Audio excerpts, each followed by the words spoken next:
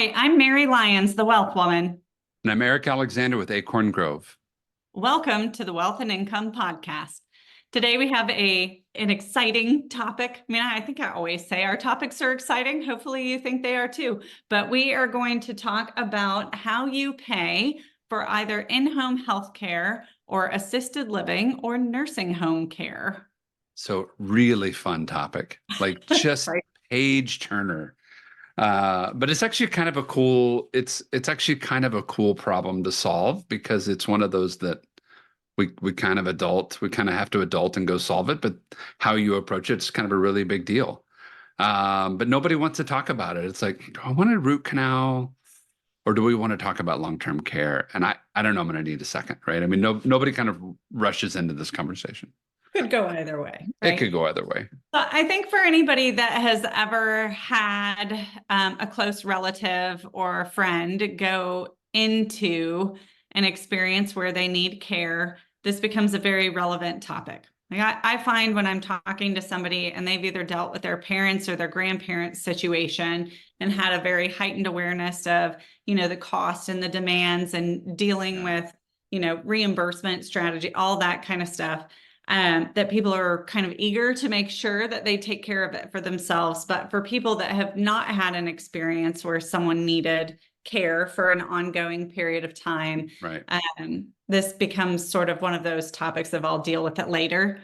And so I think it's really important to make sure that, people understand what are the costs as we start to age.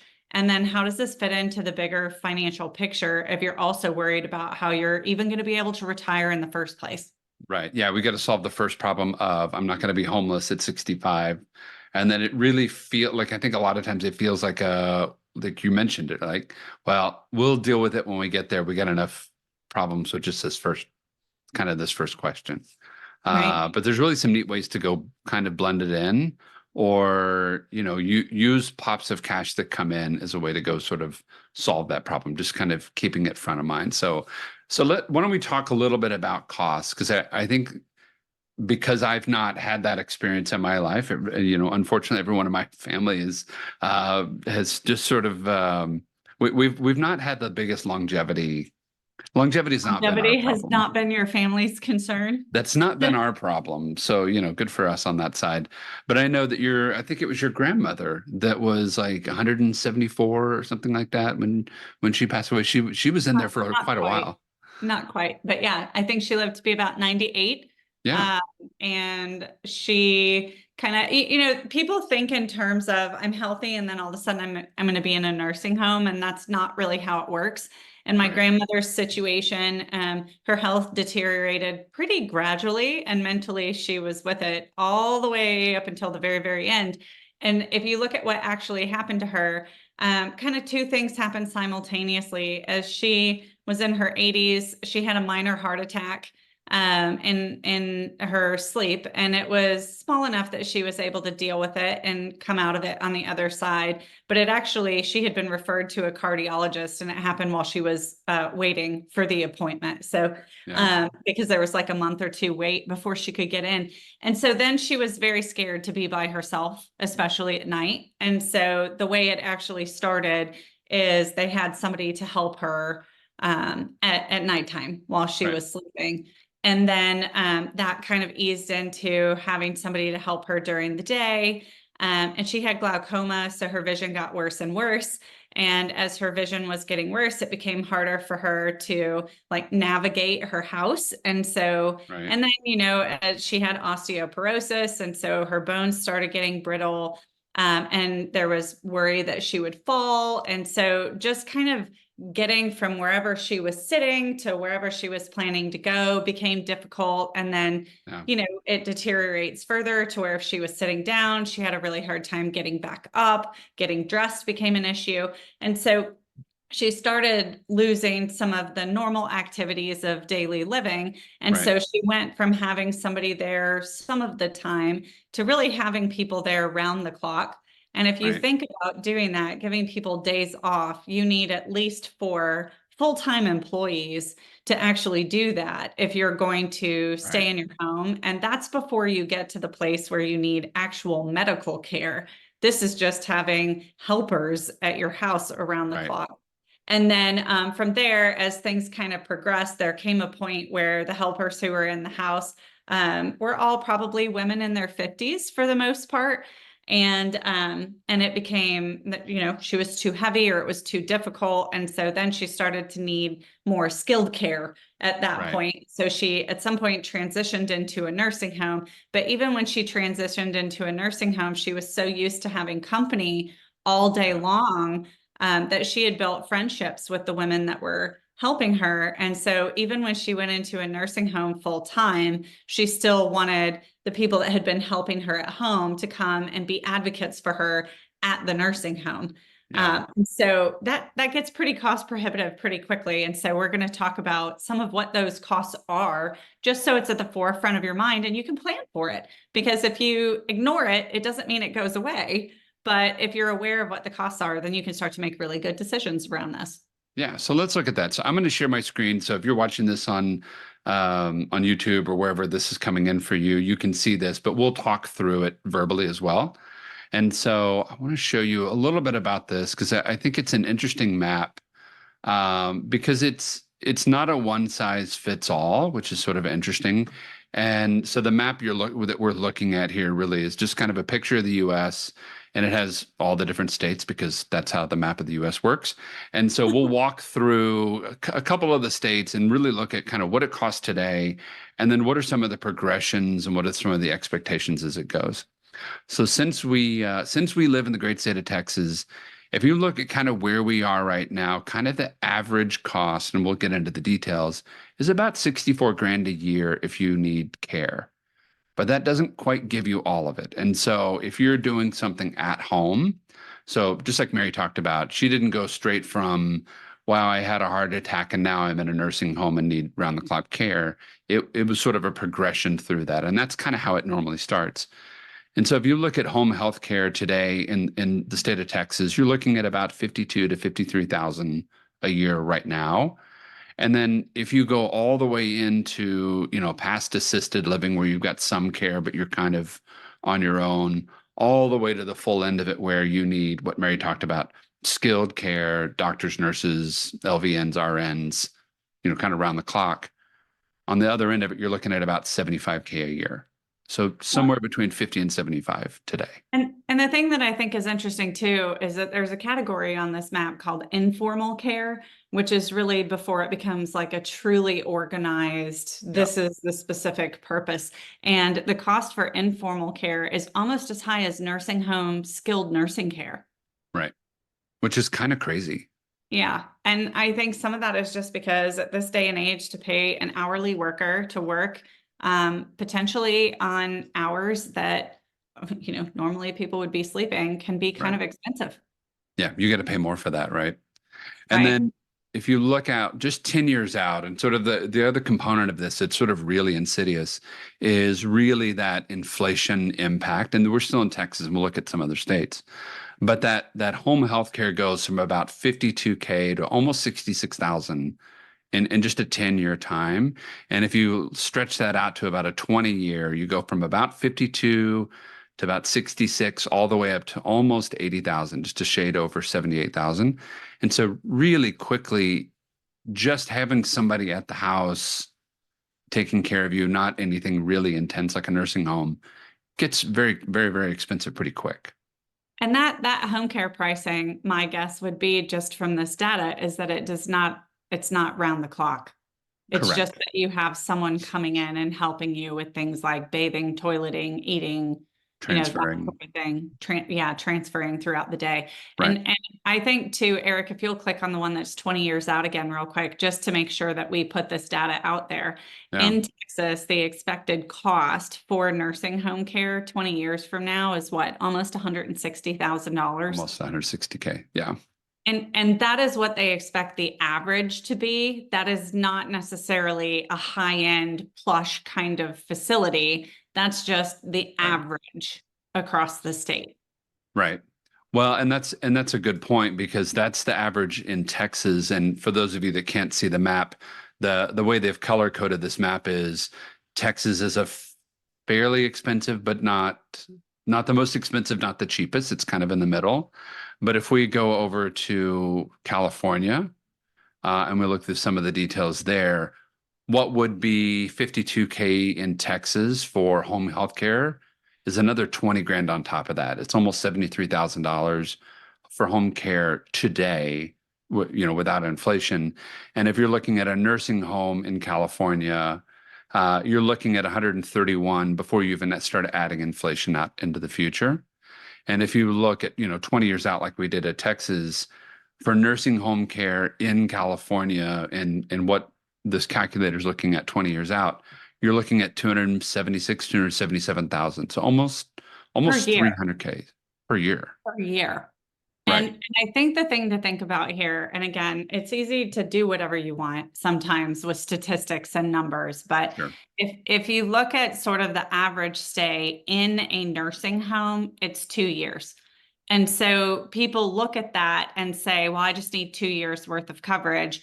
But if you think about what happened with my grandmother may have been in a nursing home for 2 years before she passed away, but she had care for close to a decade prior Right. to that.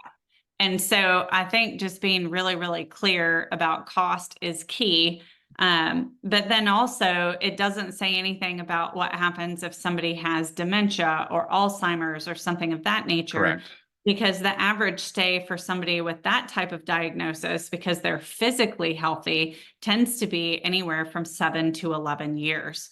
So Right. a much, much longer period of time. And I just think about that. I mean, you go 20 years into the future, and then you have a 10-year stay and you're living in California, you're going to burn through close to $3 million once you get into a skilled nursing facility, if that is your reality. And so you start looking at that and comparing it to, what most people have in their accounts whenever they retire, in their retirement accounts, and we have a major shortfall.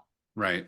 Well, and the other kind of component of that, not even the dementia piece of it, but normally the stats will show that if you've got a married couple, there's a better than average chance that only one person is in that facility at a time. They don't both go in. And so the challenge on that side is you don't just have call it a $200,000 bill with the nursing home. You've got a $200,000 bill at the nursing home, plus you need to maintain a whole other house Right. for the spouse that's still at home that doesn't need the care. And it actually goes back to a conversation that you and I have had like 4 million times over the last 15 years, is this idea of average versus potential. And we're looking at lifespans. And so if I look at, how long do we need the money to last just for retirement, right? If the average is 80, 85, most people die at 85 on average. Well, that's an average. And so when I'm thinking about income for not even long-term care, but just income, we can't think about potential or likelihood. We have to think about what it could be on the other end of it. If you happen to live to 102 or 103, how much money would you need? And when we think about long-term care, I keep thinking of that as well. I'm clearly not going to get dementia.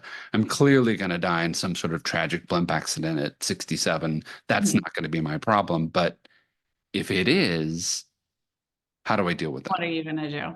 Right. Well, I think this is kind of interesting. So I'm going to say 2 things here. One of them is that part of what is supposed to happen when you are working with an advisor of any sort is that you plan for the worst and hope for the best. Absolutely. Because the whole point of building a plan is that when stuff happens that you weren't expecting or that you were hoping would not happen, you have a solution for it already put together. Right. Otherwise, you are just crossing your fingers and hoping everything goes right. And it's interesting to me how frequently I hear from older people, well, I'll just take care of it if it looks like that's going to be the issue. And that's not human nature. That's not generally what happens. People hold on. Or if you end up having dementia, you may not even realize that you're in a situation that you would have liked to, I'm going to use air quotes here, taken care of, because your mental faculties aren't what you were hoping they would be. And by the time you realize that, you're not doing anything about it. So I know that's kind of morbid, but I do think it's important to really look at that. And the numbers that we gave are 20 years out. if you're in your 40s right now, chances are it'll be more than 30 years 30. Yeah. before you actually need something of that nature. But being aware of what the costs are, I think, are really imperative, because it determines what you get to do. And if you plan for this well in advance, there are solutions that are really, really great solutions that can fix the problem. And so with Yeah. that, I think we should jump into the types of care Yeah. and or not care, the types of policies that are out there. It used to be that everybody kind of offered a model for long-term care that felt kind of like your car insurance. You pay the Right. premiums, and if you don't get in a wreck, the insurance company just keeps that money. And Right. so if you look at how long-term care insurance used to be built and modeled, that was the primary model. You just pay into the system. And then if you ever end up in a nursing home, then they end up paying for the nursing home. Well, two things have happened with that system. People are living a lot longer than they were expecting, especially with quality care that prolongs how long you're going to live if you are getting the care that you need while you're in the system. And then the second thing is that because of that, a lot of those types of policies were underfunded. And so what you've seen Yeah. over the past probably 10 years or so Yeah. is that all these people that had that types of policies have received letters that say, if you'd like to keep the same benefit, your premiums are going to go up substantially. Right. So the choice is becoming, hey, I've been paying for this whole time. I don't want to lose my benefit. Now I have to pay even more. Or I'm going to reduce the benefit that I get and keep my premiums the same because it's all I can afford, but I don't want to throw away what's being promised to me. So there's almost this mentality right now of throwing good money after bad. Yeah. Because once you're in it, there's a name for that. It's a kind of sunk cost bias. Yeah. Some cost bias, right? Is the exact name for that. I've already got so much in it, so I'm just going to keep going because I don't want to have wasted everything that I put in so far. So that's the one type. And then there is a second type, which is asset-based. And what I like about the asset-based model is that you put money into the contract and you really have a couple of different outcomes. Option one, you use the benefit. That's the first thing that happens. You've put money in, you use the benefit. The second option is you don't use the benefit and then you pass away. And in that one, because it is asset-based, the money you've put into the contract actually gets passed on to your beneficiary, so the next generation. So at least somebody gets the money if you didn't use it. And then option three, while you're still alive, you decide to cancel the contract, and then you have the ability to get your asset back because it was asset-based as opposed to just pay to play. Correct. And I think one of the defaults in that first older traditional model is we get to the point where they keep raising premiums and they keep raising premiums. And at some point people go, what are we doing here? And they default to actually the original version of how we used to deal with long-term care, which is just pay out of pocket. Just what, I'm going to, what we used to call, or what we still call some extent, self-insure. Like I'll just, when the problem happens, we'll find a way to deal with it and go on. The problem is that's a limited pool of resources, especially if they're being utilized for your current income, your current lifestyle. But that tends to be the default as well. We rationalize in our brains, well, hey, I'm not going to need it. We were just doing that, just whatever. But then now it's too onerous. Like we keep putting money in, they keep shrinking the benefits or whatever that situation is, then forget it. We'll just self-insure. And so that other version of it, the sort of asset-based version, kind of gives you a way to kind of have your cake and eat it too. Because that's the conversation is, well, nobody in my family ever made it past 57 and a half.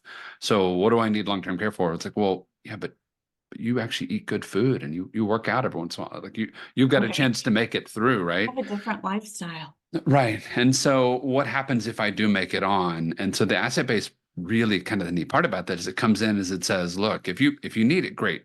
We're here for you, baby. We're got this knocked out. If you don't, you and your wife pass away in a tragic bump accident on some Rose Bowl day or whatever it is, right? Well, then you haven't just wasted it. It's not just a sunk cost. Well, and there's different pricing models for this too. So some companies offer, a single life contract, which would be where you may do asset-based care, but it's just for you. Other companies will do a joint life contract where it could Right. be for you and your spouse or you and your significant other. And then other, it just fluctuates within that. And they all have different benefits or different riders that they'll put onto the contract. And I think it's really important to understand that there's a contract out there that I'm partial to. It's actually the one that I have for myself. Yeah, me too. And if I can be totally candid on air, this wasn't something that I had looked at particularly all that much for myself until Eric was like, "Hey, you should do this." So he sold me on it. Um, but I think for very, very good reason, because the contract that I have insures both me and my spouse, and it provides a lifetime benefit for both of us. So if either one of us or both of us end up in care, it will continue to pay for our care for as long as we need it, even if we spend way more money than what we actually contributed into the Right. contract. Right.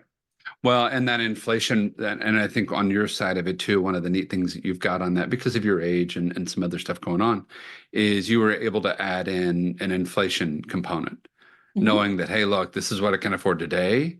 And this is what I know the prices are going to be right now, because I can look them up. I can find the prices. But if you had to guess, they're probably going up. And if you looked at the model that we looked at, right, they're going up fairly substantially. And so you, to your credit, right, you built in some of the components that allowed you to have that. What happens if it's more than today, and Right. build some of those things in, which is really neat.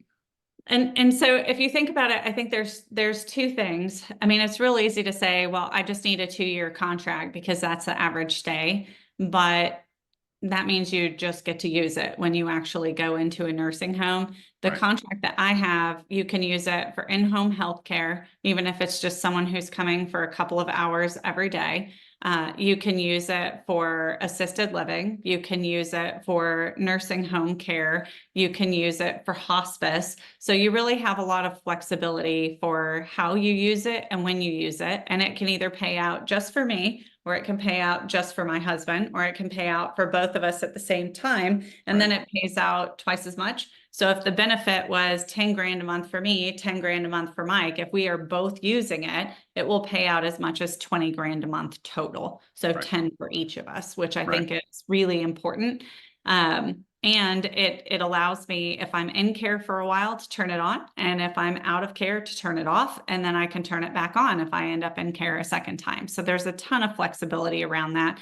And I love the fact that it will do that for the duration of my lifetime. And really, if I look at what kind of sold me on doing something like this, if I look at the projections for my own retirement income right now, and I think this is probably true for you too, Eric, is that I look at what I'm going to have when I'm in retirement, and I think to myself, okay, even if one of us had a long-term care situation, there's enough money, because of the way we've done planning, there's enough income that I could maintain a lifestyle here and pay for Mike's care at the same time. So sometimes when people look at what their income projections are going to be, they're like, well, why would I do this? Because I don't really need it.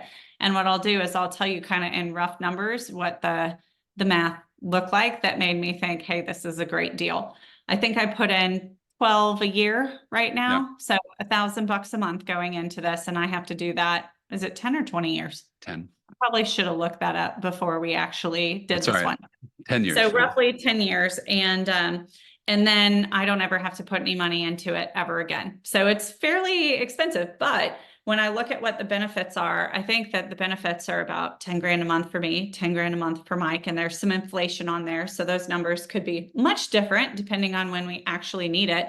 Right. But I kind of ran the math and I thought, okay, if I'm going to put in $120,000 and I'm going to get, yeah, that's right. And I'm going to get roughly 10 grand a month out of it. Within the first year, I've had a return of my principal. And then after that, I'm spending the insurance company's money.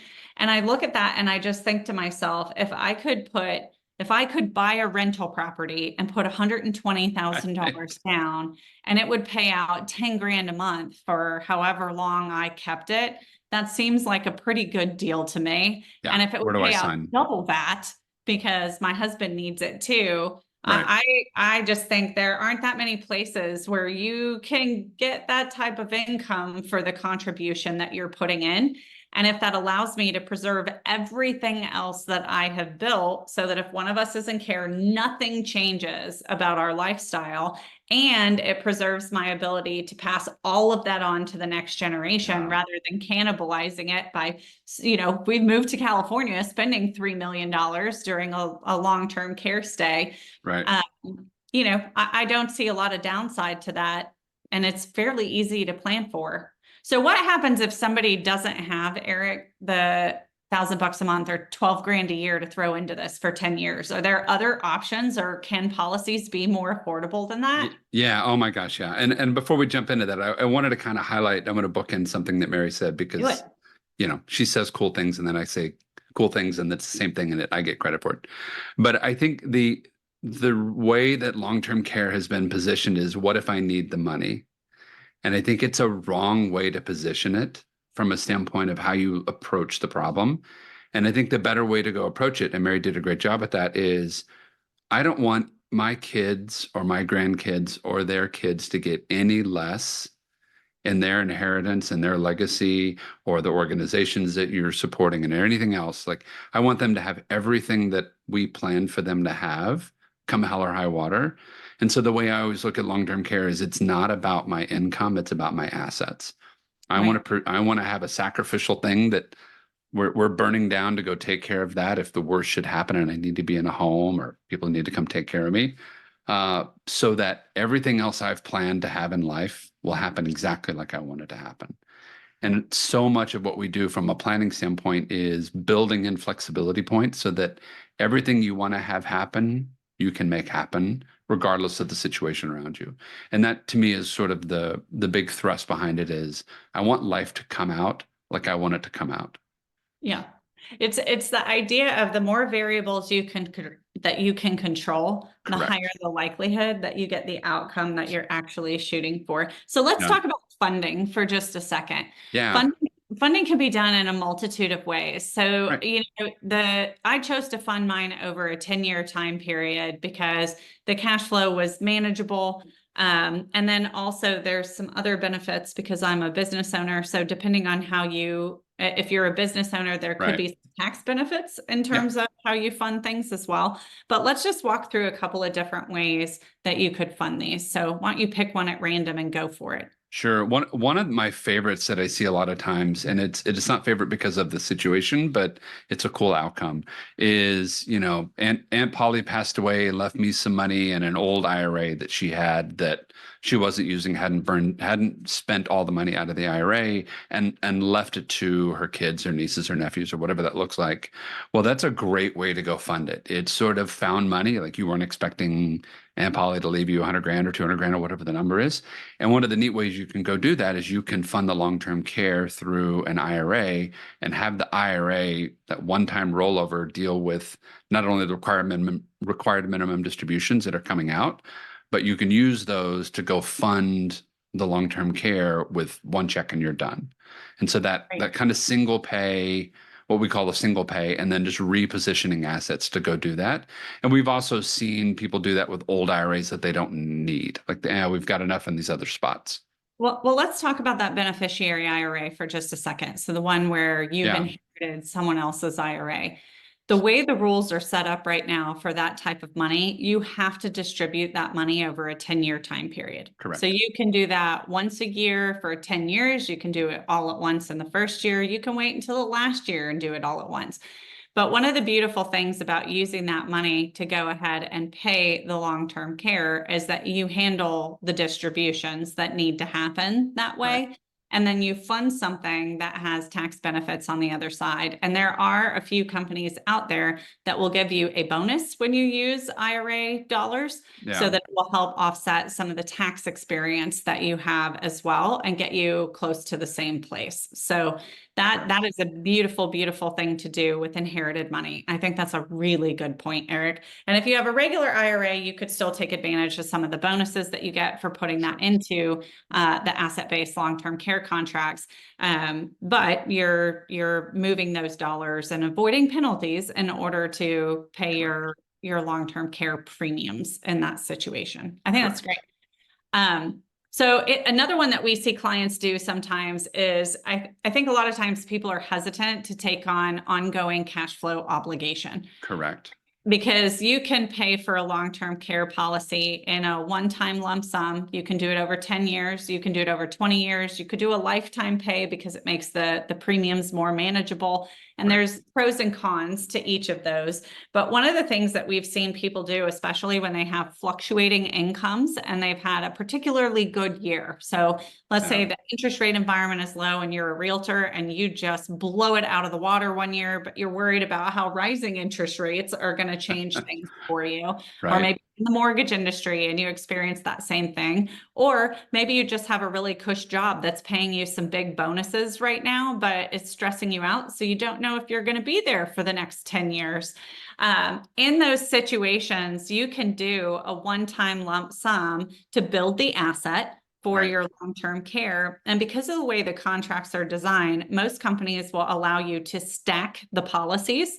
Right. And so you may do something with a one-time funding that allows you to have $2,000 a month of tax-free benefit for your long-term care expenses this year. And then you can add another one next year and another one the next year. But then if you have a year where your income is down, you just don't add another policy that year. And then you pick it back up and, the year after that. So tons of flexibility for that, that can get you to the same place over time. But at least that way, you aren't, worried about how you're going to come up with premiums, or are you putting yourself into a bind?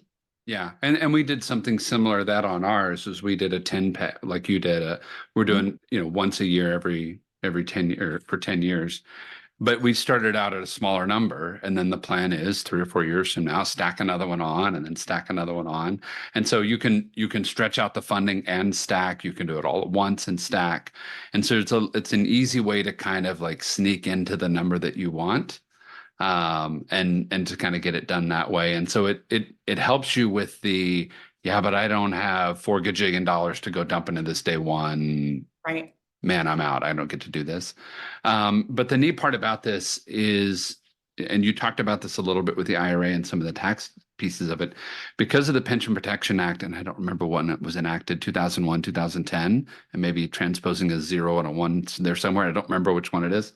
But if it's a properly designed long-term care contract, all the money coming out is tax-free, which makes it very sort of advantageous when it comes to getting cash out for nursing home health care, some of those things. It makes every dollar go just a little further, which makes it kind of nice. Well, and I think trying to decide, okay, do I want to do the one-time lump sum or do I want to do an ongoing payment? I think there's pros and cons to each. The shorter your payment period, the more efficient the money is in terms of the benefit that it's providing, because the insurance company issuing the contract gets to hold on to and invest the money for a longer period of time. So definitely there's some incentives when you do the single pay. I think one of the risks that you have if you do a single pay is that if something changes about your insurability and you were planning to keep going through underwriting and adding policies every couple of years, you may or may not be able to do that if something happens. But I would always make the argument that taking a step in the right direction is better than taking no steps at all. Correct. The benefit of using like a pay for life type of contract is that a lot of the contracts, even though the math is not quite as efficient, a lot of the contracts will allow you to add a waiver of premium rider, which means if you lose certain activities of daily living and then the contract is now paying for your nursing home care, your skilled nursing, your assisted care, your in-home health care, then you can stop paying the premiums. So especially if there is a history in your family, you may choose an alternate method of funding because it may work better for your cash flow. And then because of that waiver of premium, it could turn out to your benefit over time. So there's different pros and cons to all the funding mechanisms, but it's important to talk through them so you know which one works best for you. Yeah. And as we wrap up here, what are some of the questions that you've received? I know we've had a few that we've been working with, but what are some of the questions that you've seen come through on that side? Like, yeah, what about this or what about that? Anything on your end? Yeah, I think there's a couple, and a lot of them are logistics. One of them almost all of them are. How do the claims actually get paid if I have dementia and I am in a nursing home, right? Is that something my kids are responsible for? Who's going to Right. help do that? A lot of companies, the good ones in particular, are going to have what's called a claims concierge. And the company who issued my contract has has a claims concierge. And once you get assigned that concierge, that's your concierge forever. So it's not an 800 number that you call into and you have to explain your situation every time. You actually get to know your case manager, and they handle making sure that you're getting your reimbursements, looking at your bills, and really taking care of a lot of that. So it is a good thing, especially if you're single and you don't have somebody to manage those things for you, or you're worried about it. Having a contract with a company that has a service like that included in the policy could be a really, really good benefit for that. And I have questions about that all the time. Yeah, absolutely. And then the other one I have is, when does it kick in? And a good rule of thumb, really kind of across the board on all the contracts, or on long-term care contracts, is usually at the loss of what they call 2 ADLs, or activities of daily living. And usually the trump card is you've got a mental challenge, dementia or Alzheimer's. So usually if you get that one, you've crossed that threshold and they start writing you a check. And so it's And not. a doctor has to certify that. It can't just be that you say, I can't do this anymore. Yeah, your kids just can't say, well, he's kind of forgetful. It's like, nope, that's not a thing. We're going to do a cognitive assessment. Yeah, exactly. Right. And so a lot of it just comes back on that side of it, of just thinking through that, and thinking and getting a doctor to kind of help with some of those answers. So. Right. So if you have more questions about long-term care insurance, or how you're going to afford care when you are old and aging and trying to figure those things out, please shoot us a DM. If you're looking for me, you can find me wherever you social media at The Wealth Woman. Eric, where can they find you? And you can find me at Economics with Eric, wherever you social media. See you next time. Thanks.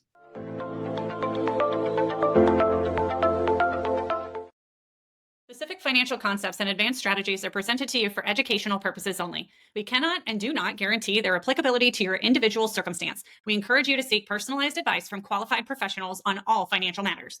Provided content is for overview and is not intended and should not be relied upon as individualized tax, legal, fiduciary, or investment advice. Neither Wealth Woman, Acorn Grove, or the Wealth and Income Podcast, nor their representatives provide tax or legal advice. For answers to specific questions and before making any decision, please consult a qualified attorney or tax advisors. All numeric examples and any individual shown are hypothetical and were used for explanatory purposes only. Actual results may vary. Investing involves risk, which includes potential loss of principal. Past performance is not a guarantee of future results. Guarantees are subject to the claims paying ability of the issuing insurance company. Life insurance should be purchased by individuals that have a need to provide a death benefit to protect others with insurable interests in their lives against financial loss. Life insurance is not a retirement plan, investment, or savings account. Not affiliated with or endorsed by the Social Security Administration, the Centers for Medicare and Medicaid Services, or any governmental agency.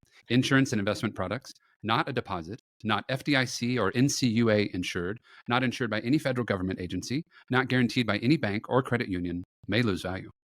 Please visit the Wealth Woman website disclosure page for other important disclosures.